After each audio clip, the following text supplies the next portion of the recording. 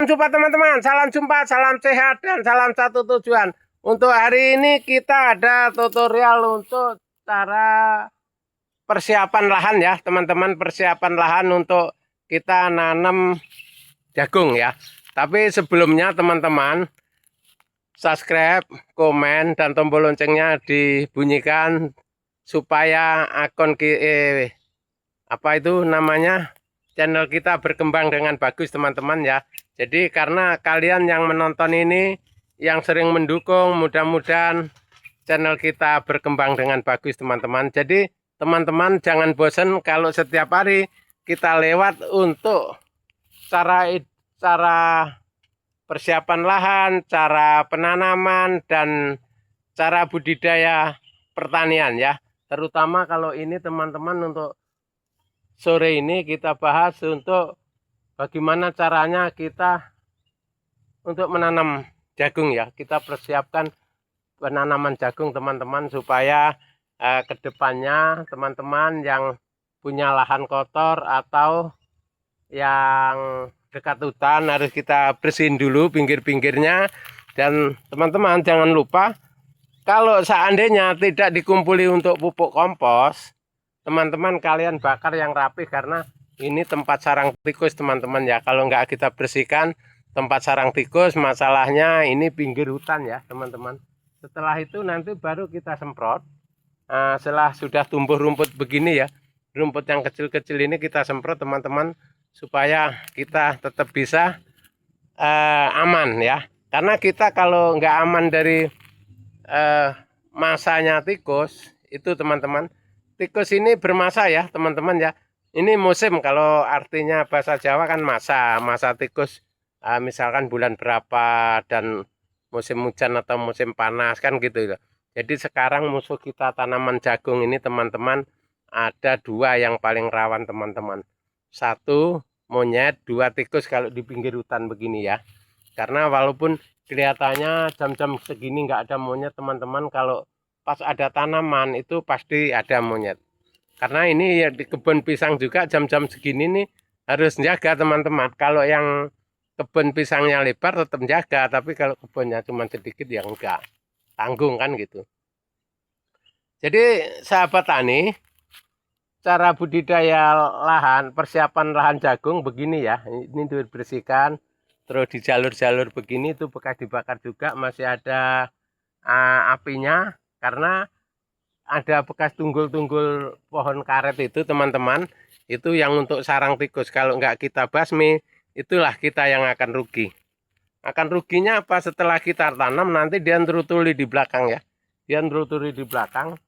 Nah setelah di belakang itu dia ngambil yang kita tanam itu. Terutama yang kedua teman-teman, kalau nanam sudah ditugal itu harus rapat nutupnya ya. Apalagi ini tempatnya kan tempat rawan teman-teman ya. Ini di pinggir hutan-hutan ini masih banyak kayu-kayu tumpuan, di dalamnya masih banyak sampah-sampah, masih banyak ada lubang-lubang kayu, ada banyak yang gunung ya. Gunung-gunung itu teman-teman, karena tikus di sini teman-teman nggak bisa diracun teman-teman. Kalau diracun merajalela. Nah, jadi harus kita hati-hati sendiri supaya si tikusnya ini kalau kita bersih dia takut teman-teman. Bukan takut apa, dia malu kalau ketemu sama kita itu ya. Bukan takutnya, dia malu aja ya. Jadi untuk teman-teman tani, supaya kita budidaya jagung ini tidak ada hambatan. Karena musuh kita hanya dua, tikus sama monyet ya. Beda kalau cabai ini banyak musuhnya. Ada virus, ada antraknosa, ada lalat buah teman-teman ya kalau jagung ya. Tapi kalau ini ya cuman sedikit ya, nggak semuanya gitu loh. Jadi teman-teman harus paham itu, kalau mau persiapan lahan untuk jagung harus yang bersih ya. Tuh. Kalau setelah bersih itu tadi teman-teman, sampai tua sampai jagung panen harus bersih teman-teman. Kita menghindari tikus tadi, karena di Kalimantan ini teman-teman yang nanam jagung cuman sembrono, artinya diabaikan kebersihan lahan itu, diabaikan teman-teman, akhirnya rusak juga jagungnya teman-teman ya. Kalau saya pribadi begini teman-teman, ini pupuk ini saya sampah sama rumput saya kumpulin, saya bawa pulang, saya bikinkan pondok di dekat pondok, kita rendam pakai air itu. Nah, untuk pupuk, nah itu teman-teman, bukan ditumpuk-tumpuk aja. Kalau tumpuk-tumpuk untuk sarang tikus. Jadi maka dari itu teman-teman, untuk teman tani semua, kita harus telaten ya. Harus telaten bidang pertanian jagung kalau mau berhasil ya. Karena contohnya begini, untuk tahun 2023 teman-teman ya. Saya nanam di eh, kebun saya yang di dalam sana itu, karena rusaknya itu banyak di cemilin monyet sama cemilin tikus, akhirnya 1 hektar itu cuman dapat 3 ton aja teman-teman. Jadi target ini nggak masuk teman-teman. Jadi target saya dalam 1 hektar ini 5 ton.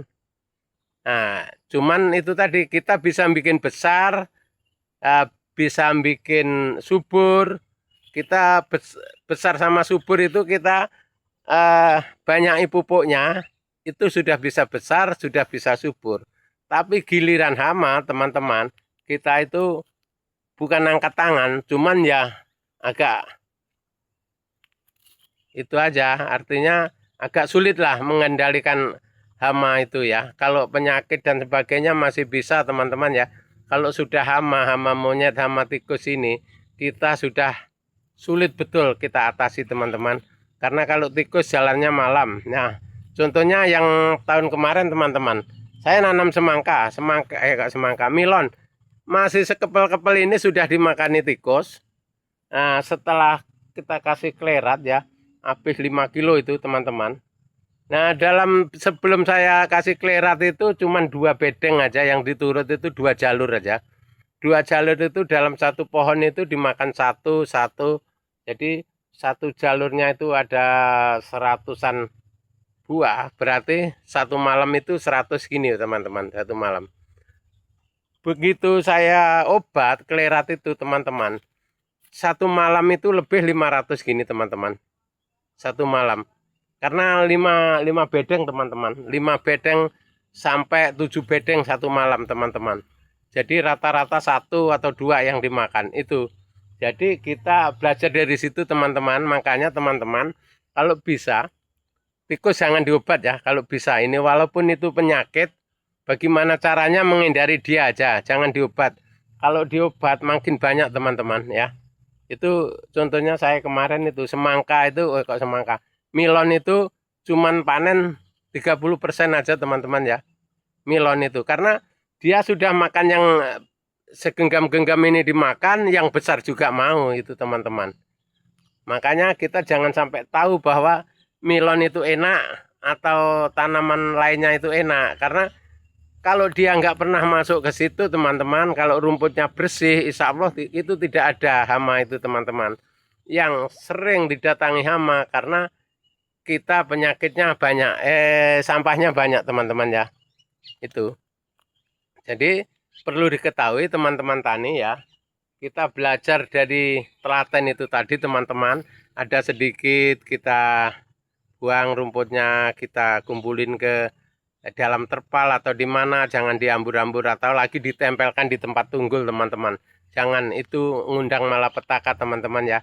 Kita ngundang artinya bukan kita ngusir, kita ngundang. Kalau kita kumpulin tapi cuma di dekatnya itu hanya ngumpulin teman-teman, itu nggak bisa ditiru itu ya. Nah, itu caranya teman-teman. Oke teman-teman, terima kasih, semoga bermanfaat teman-teman cerita saya ini ya, untuk cara-cara persiapan lahan, untuk persiapan lahan jagung dan sebagainya. Teman-teman kalau mau ngikuti ya monggo, kalau enggak yang penting kita sudah cerita ya. Mengenai tikus jangan diobat, kalau bisa ya kita usahakan lahan bersih aja ya. Karena itu tadi saya sudah berapa kali nanam begitu teman-teman, berapa kali. Terus yang terakhir kemarin ya milon itu tadi yang terakhir ya. Kalau tahun 2014 pernah juga jagung teman-teman. Tapi itu langsung berhenti. Saya stop ngobat langsung berhenti. Untuk kemarin terakhir itu saya nyoba nanam melon, saya obat makin banyak. Oke, terima kasih teman-teman. Semoga bermanfaat. Sampai jumpa di video kita yang akan